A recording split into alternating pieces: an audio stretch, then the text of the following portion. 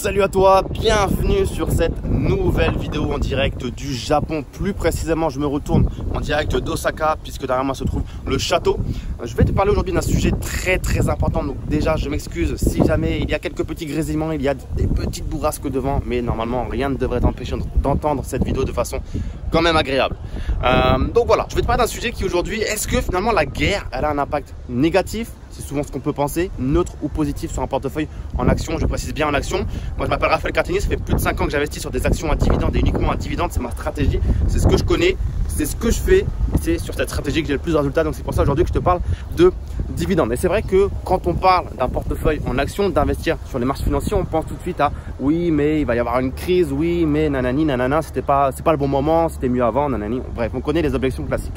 Mais quel est l'impact aujourd'hui d'une guerre potentielle sur un portefeuille en action? Puisque on va pas se mentir, aujourd'hui le monde il n'est pas en mode paix totale. Il y a quand même certaines parties et assez nombreuses aujourd'hui dans ce monde qui ont des problématiques. On va pas évoquer ce sujet là, mais voilà, le monde aujourd'hui tel qu'on le connaît peut encore subir et subit des guerres. Donc quel est l'impact aujourd'hui pour vous d'une potentielle guerre sur votre portefeuille en action? C'est ce que je vais voir avec vous dans cette vidéo. Donc voilà, tout ce que je vais vous dire en fait, c'est pas issu de ce que je pense ou de mon opinion et de mon avis. C'est tout simplement les résultats d'une étude qui a été dirigée par le CFA Institute qui démontre que finalement, je te donne la réponse tout de suite, que la guerre a un effet positif. Et oui, on pourrait croire tout de suite qu'une guerre a un effet négatif pour un pays et donc pour les actions en question de société de ce pays. Et finalement non, la guerre a un effet positif ou neutre au pire sur le portefeuille en action que tu pourras te constituer.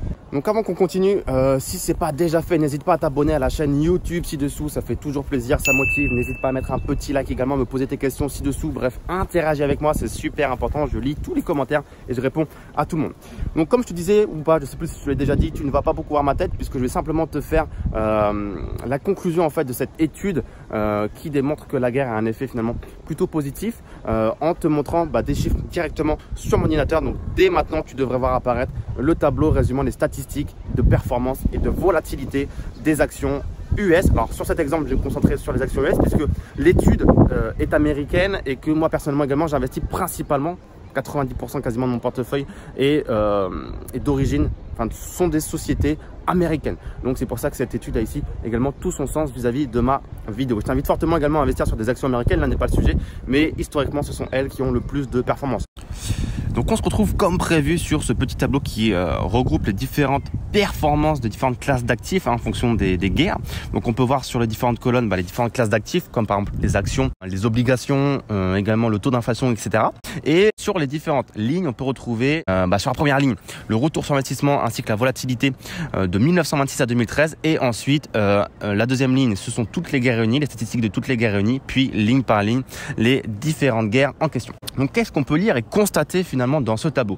On peut constater tout simplement que les actions, elles ont plus de retour sur investissement par rapport à leur moyenne long terme pendant les guerres, avec en plus de ça beaucoup moins de volatilité, sauf pour la guerre du Vietnam. Donc c'est intéressant quand même à constater, d'autant plus que quand même pour la guerre du Vietnam, en effet, il y a moins de retour sur investissement que la moyenne long terme, mais faut quand même pas oublier le fait qu'il y a quand même du retour sur investissement. Le ROI il est positif et bien au-dessus des obligations et du cash. Donc c'est quand même intéressant à noter. Ça prouve donc finalement que pendant toutes les guerres, les actions ont quand même un retour sur investissement. Alors qu'est-ce qui se passe pour les obligations quand on regarde? Là par contre, c'est assez intéressant puisque normalement les obligations elles sont safe pendant les périodes instables et on peut voir qu'elles ont moins de ROI finalement que leur moyenne long terme.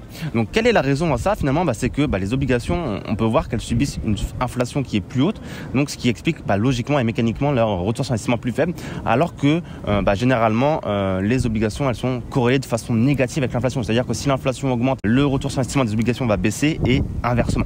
Et également, ce qui peut expliquer ça, c'est que pendant les guerres, qu'est-ce qui se passe? C'est que les gouvernements, ils empruntent de l'argent. Ils empruntent plus que d'habitude. Donc, les rendements des obligations, ils vont augmenter, mais mécaniquement, les prix vont baisser. Quand on regarde également la première ligne, on peut constater qu'on a une volatilité qui est représentée ici par le risque qui est plus faible pendant les guerres que pendant la période long terme. Donc, c'est également intéressant parce qu'on pourrait se dire, voilà, c'est la guerre, la volatilité, elle doit partir dans tous les sens, elle doit partir totalement en steak. Et finalement, on se rend compte que pas du tout. Si on s'attarde un petit peu sur la guerre du Golfe, on peut voir que les retours sur investissement sont relativement différents. Le truc, c'est que cette guerre, elle était très courte. Elle a duré moins d'1 an, si je dis pas de bêtises. Et surtout pendant cette période, il y a eu une hausse du pétrole aux États-Unis, du prix du pétrole, ce qui a fait que ça a provoqué une petite récession aux États-Unis. Donc cette ligne, finalement, elle est plutôt exceptionnelle, on va dire, et pas forcément à prendre en compte.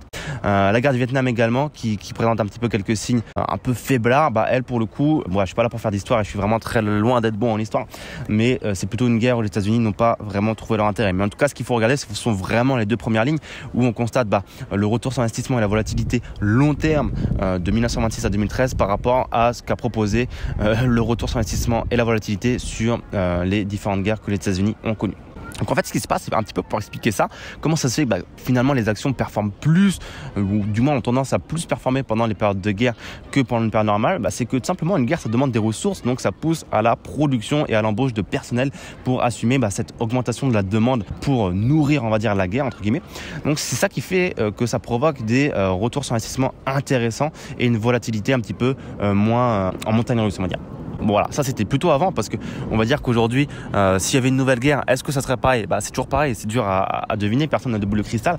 Mais c'est vrai que la guerre également, elle change. Aujourd'hui, avant on avait une guerre qui était vraiment très, on va dire, territoriale. Je sais pas si on peut dire ça comme ça, mais c'était vraiment une guerre de terrain avec des armes. On devait vraiment envoyer des soldats sur le terrain. Aujourd'hui, c'est plutôt une guerre, on va dire, de cerveau, c'est-à-dire que c'est plutôt basé sur le savoir. C'est des attaques à distance, ça va être interposé, mais pas forcément physique. Ça va plutôt être via Internet, des cyberattaques ou des choses comme ça, via les médias, des menaces, des choses comme ça.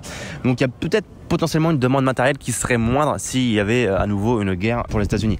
Donc la conclusion finalement de tout ça, c'est quoi? Je vais la faire sans mon écran. Finalement, la conclusion de tout ça, c'est quoi? Après qu'on ait regardé quelques chiffres vis-à-vis de cette étude américaine, c'est que si vous prévoyez d'investir dans un pays, dans des sociétés, sur des actions d'un pays qui est en guerre ou qui a le potentiel d'être en guerre et qui a surtout le potentiel de gagner cette guerre, comme potentiellement les États-Unis, finalement les pays qui ont une armée forte, eh bien, la conclusion pourrait être que vous n'avez pas grand-chose à craindre pour votre portefeuille en action. Encore une fois, je parle vraiment d'action, puisque moi, je ne touche pas aux obligations, des choses comme ça. Eh bien potentiellement l'impact serait soit positif ou au pire du pire neutre. Et cette étude, je ne sais pas si je vous l'ai dit, elle semble être la même également pour les pays comme UK, l'Angleterre, puisqu'on a transposé également les chiffres pour l'Angleterre et la tendance s'avérait être la même. Donc dis-moi ce que tu penses ci-dessous des résultats de cette étude. Est-ce que tu penses réellement qu'une guerre dans un pays peut booster le portefeuille en action des sociétés de ce pays, ou est-ce que tu penses que tout ça c'était avant comme beaucoup de choses et que si aujourd'hui il y avait une guerre, ça serait pas comme ça? Bref, dis-moi un petit peu ce que tu penses dans les commentaires ci-dessous, parce que c'est un sujet dont on ne parle que très peu. Finalement, je l'ai jamais vu traiter. Donc ça m'intéresse d'avoir ton retour sur ce point-là. Encore une fois, si ce n'est pas déjà fait, n'hésite pas à t'abonner, à bien lire la barre de description. Il y a pas mal de choses qui devraient t'intéresser, notamment si tu t'intéresses aux dividendes. J'ai mis en place un service où tout simplement je te dévoile l'entièreté de mon portefeuille et où chaque mois je t'envoie mes positions en temps réel. Toutes les positions que je prends, toutes les positions que je vends, je te montre en temps réel mon arbitrage et comment je répartis entre guillemets mon risque entre différentes classes d'actifs, différentes catégories, différents marchés, etc., etc. Tu peux tout retrouver dans la barre de description. Merci à toi d'avoir regardé cette vidéo et puis je te dis à très vite pour d'autres vidéos. Ciao, ciao.